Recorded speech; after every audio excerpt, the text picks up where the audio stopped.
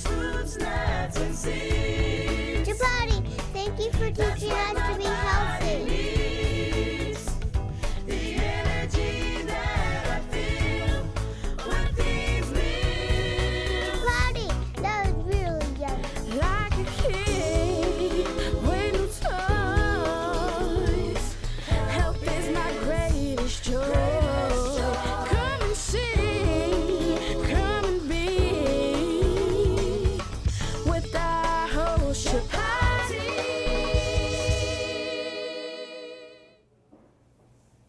Hello and welcome to Food with Life. I am your host Chapatti, and we're here today with a very special guest. She is an intuitive counselor, educator, and a best-selling author.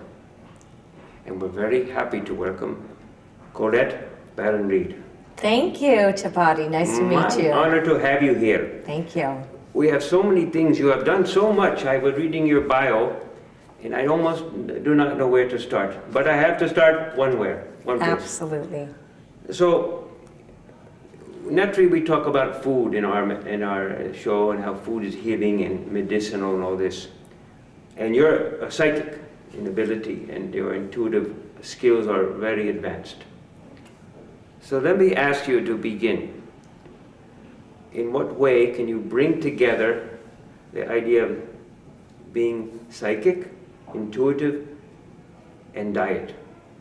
Well, first of all, I think everybody is intuitive, and intuition allows us to tune into information in the quantum field. And so it's certainly not that I have any special powers. I've just been doing this for a long time, and I teach people how to access that.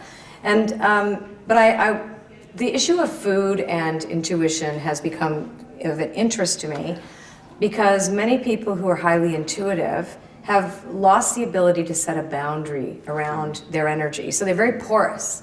So intuitive people have a tendency to tune in and not know where they end and the rest of the world begins. This has become quite an issue in our modern society, especially now with the advent of the internet and the invitation to constantly be engaged in non-locality, because you're always being invited to have an experience. Moving around. Yeah, but your mind is moving and your emotions are moving, but you're locally here. So what I found was the issue of food and weight, and how intuitive people have a tendency to use food to ground themselves, because it's physicality. So they eat and they therefore get heavy. So do you mean that they, as a grounding, that perhaps because it's a type or the quality of food that would determine whether they gain weight or not? Not really. No? No, not really, because, well, obviously if you're going to eat poor quality food, you're going to not be healthy, right? So that's, but for intuitive people who are looking to get grounded very quickly, and you'll notice that you'll see a lot of healers being heavier. You know, nurses, for example, have the highest obesity rate of any profession. People who are caregivers. So they will tend to turn to goddess foods, which is either sugar, flour, and sweets, honey, and those combinations which are not healthy for us, right? So yes, indeed they will use that, or you'll notice that more and more. But not just that. The empathy overload can actually cause someone to get heavier even without the excess food. So good. Yes, we'll be right back to continue. Yes. Thank you. Thank you very much. I'm Chapatti. This is Food with Life. We'll be right back. Stay with us.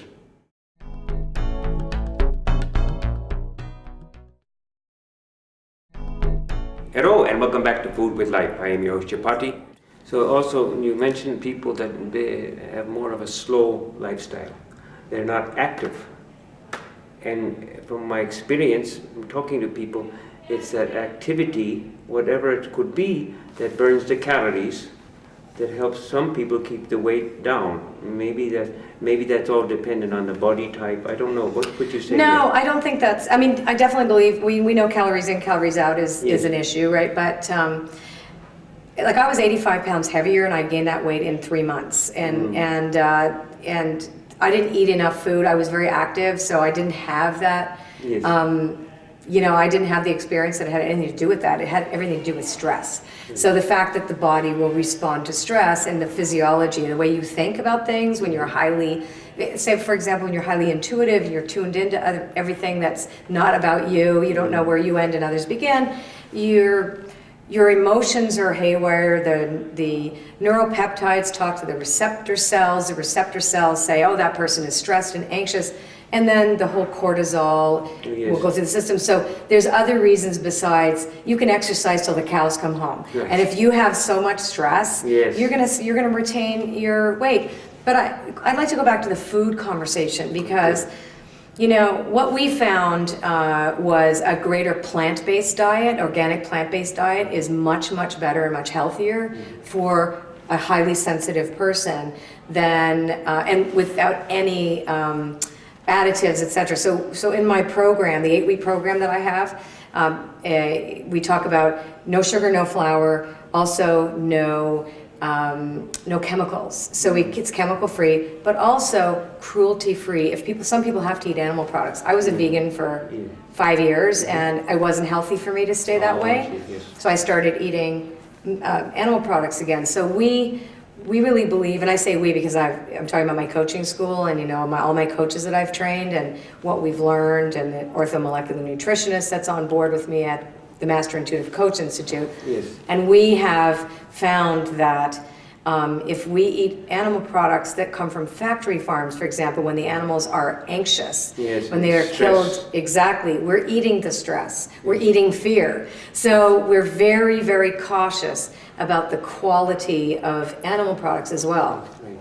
No, I know when an animal is in a slaughterhouse, they're secreting all these dark negative hormones. They know what's going to happen. Yep. Intuitively, they have a sense.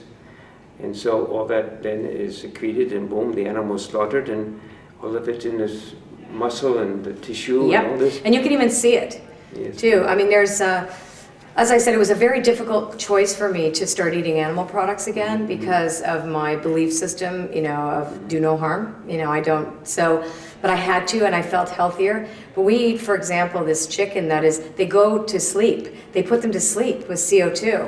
So the chicken has the best life, hangs around. It's this company called Smart Chicken. It's the first time I tried it.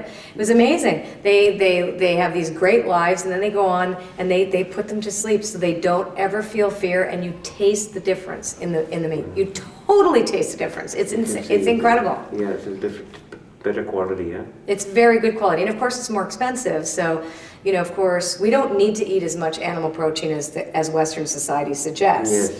But some people still need to have that, and certainly on a humility level, it was easy for me to don't touch it, and be a good person, and and never harm anything. But when it came to my health and I had to start eating it, I had to eat red meat too. That was amazing because of my blood type.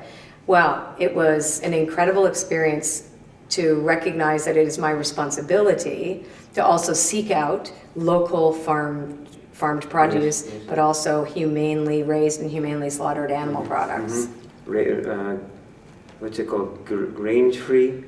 Grain-free, but grass-fed, free range. Yeah. Free range. I think it's important to address that because not everyone is going to be a vegan vegetarian. That's not going to fit them. No, it's not for everybody, but it's for many. So I tell you, I think we're going to take a break, and then we'll come back to talk about more things about your wonderful abilities. Well, they're okay. Right? I am your host, Chapatti. We'll be right back after this message with our wonderful guest, Colette Baron-Reid. Stay with us, please.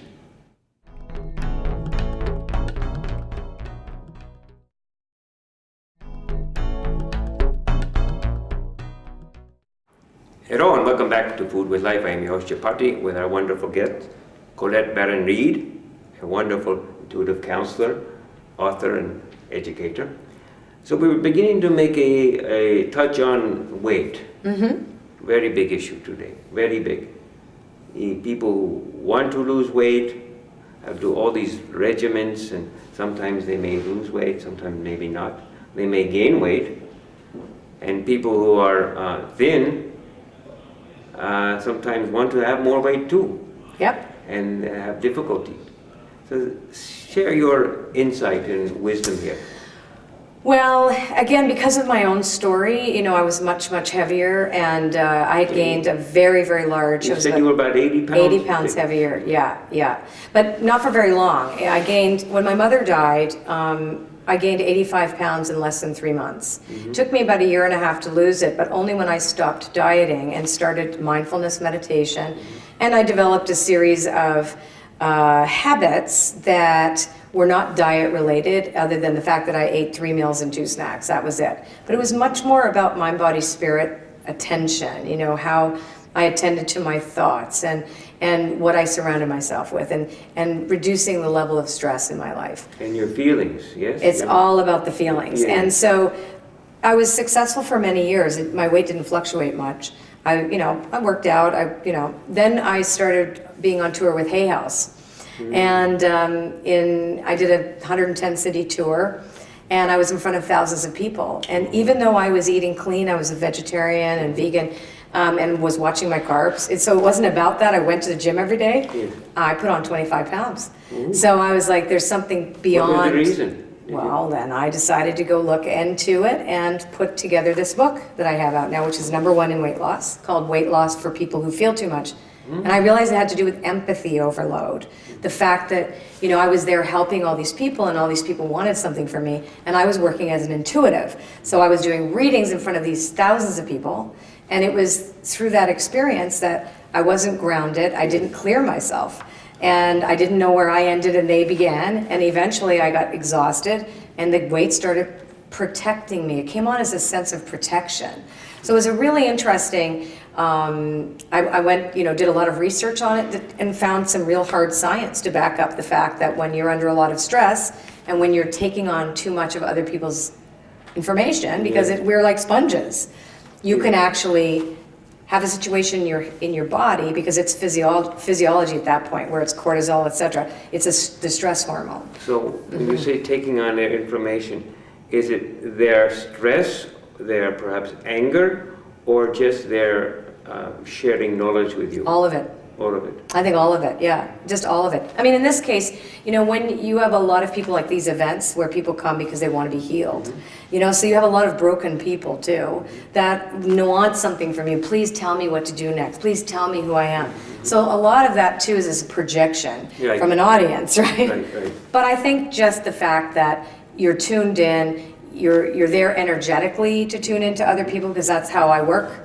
All of us connect and access the quantum field when we tune into information, but it's what happens afterwards. So it was a really interesting thing, because most of the people that have come to me over the years, I have over 2,000 students that went through the program, I created. Very high success rate, stopping dieting and just looking at the way we think and changing that. And the next question I have is about what I consider the most important word in the language, the big L word. Love. Right. Yeah, it's all about loving yourself. I'm going to ask you, so Yeah. how would you say love, feelings, warmth, heart, development of heart ties in with weight? Oh, big time. Because first of all, when people gain weight in our society looks down on people who are carrying extra weight. We have a tremendous pressure to look a certain way. This unrealistic standard of beauty. That's one thing, especially for women. So we're berated for that. So we start to think less of ourselves. We lose our self-worth because we're afraid. And so fear is the opposite of love, right? So fear is what keeps us heavy. And love is what helps us release it. When we learn to love our body, I actually have a class going on right now called Love Your Body, Your New Best Friend. And it is all about, how do we show compassion and love for ourselves first, watch our thoughts, and to the body, because most people who are heavy, they hate their bodies and they can't lose the weight. So it is all about loving yourself, treating yourself with dignity, learning to set boundaries, and doing no harm to others. So it is all about love. I want to talk about this in a second. We'll take a short break. I am your Chapatti. We're with our wonderful guest, Colette and Baron-Reid, and we'll come back with wonderful information about love and fear. and how we can deal with both in our lives. Stay with us. I'm your host, Chapatti. We'll be right back.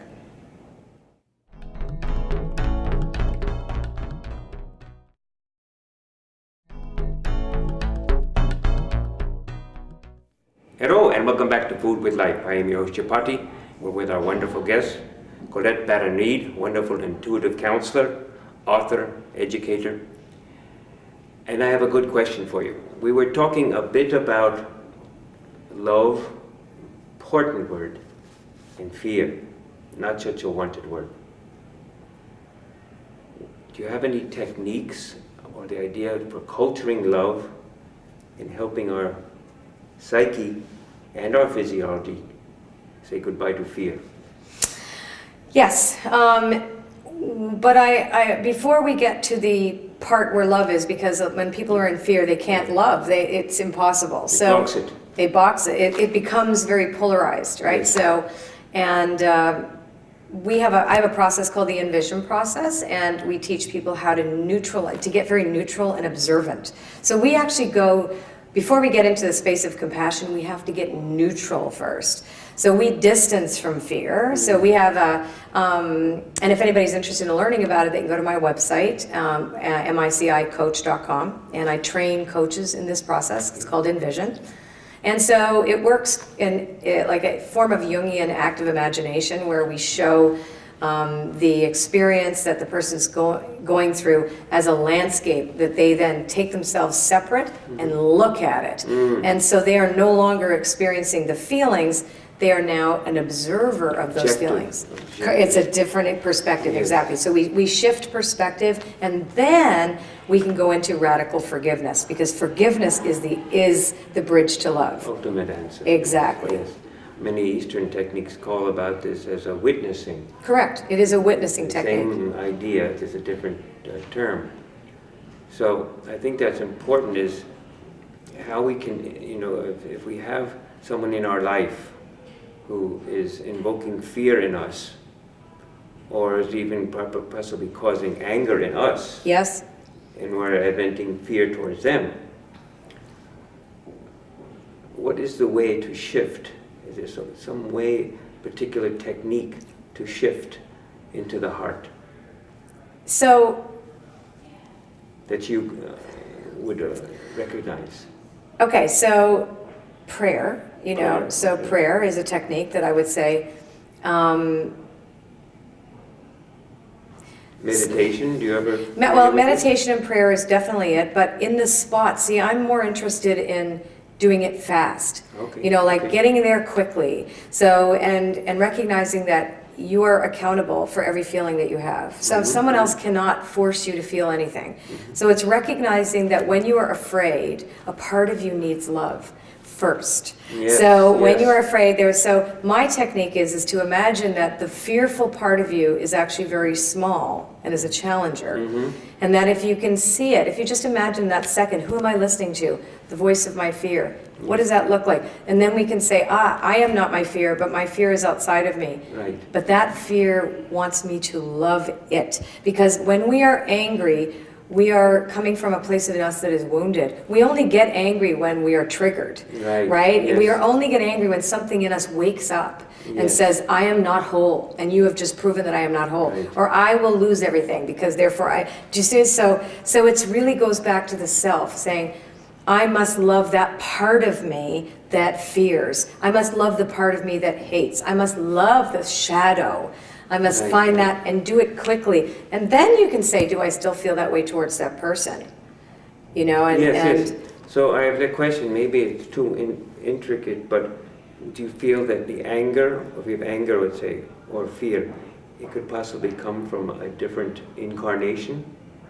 That's a big conversation. Yes, I'm not yes. a past life specialist, but I Right. definitely believe it's true, Right, yes. right. But regardless of that, there still is a part of you that is experiencing that. Right. Whether it's a past incarnation or a future incarnation, since time is not linear, Yes. we could be experiencing things simultaneously all the time.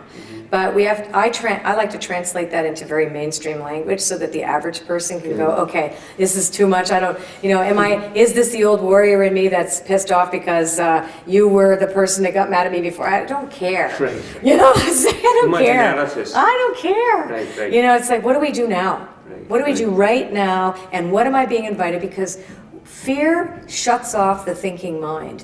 Fear brings us into the amygdala in terms of the mind, right? I know. Right? It shuts everything down. Poof, we get like that. Consciousness goes like this. There is no consciousness when we're in fear. It goes yomba. And I say we contract. So the answer is like, how do we get expansive? Well, through radical forgiveness. You have to go there. And I'm living proof of that. I mean, I'm a gang rape survivor. I was a drug addict. I'm clean and sober 27 years. I had a hell of a lot of reasons to be a victim. Nice. I could be standing here with the, Right. like, oh, poor me. I don't see that at all. I have dignity and self-love, and I know that people can do bad things to other people. Yes. And that comes from their wound. But it's up to me to release that, Right. and let that not inform my story. Right. A quick last question, then we'll be heading off, but forgiveness. This seems to be a very pivotal word in the whole game. Because the angers or the fear or anything that is not love can indeed involve forgiveness Yep. and understanding, which can then shift Yep. to love. My mom was a Holocaust survivor, and we were raised Christians, just so you know, and my interest is Buddhism and paganism. I'm interested in everything. I'm just interested in all of it. I just love spirituality.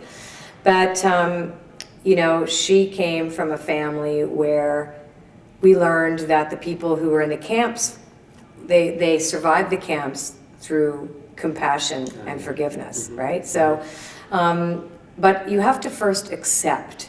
You can't get to forgiveness. If you just jump to forgiveness, you end up people-pleasing. If you go from here to there, you have to get to the place that I accept that this is going on right now. Right. I accept. You have to go radical acceptance first. You cannot change anything that you can't accept. This is the truth for now.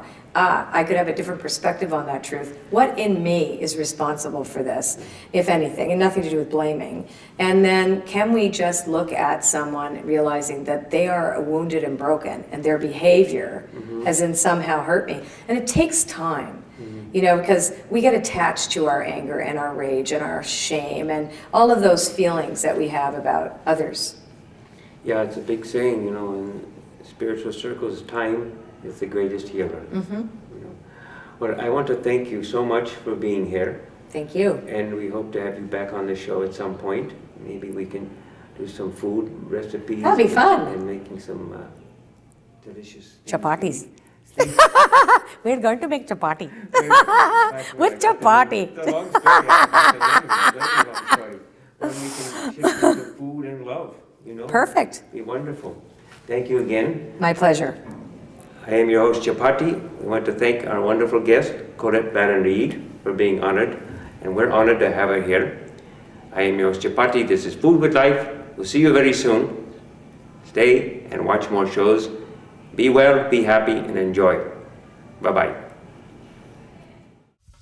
Veggies, fruits, nuts, and seeds. Chapatti, thank you for teaching us to be healthy.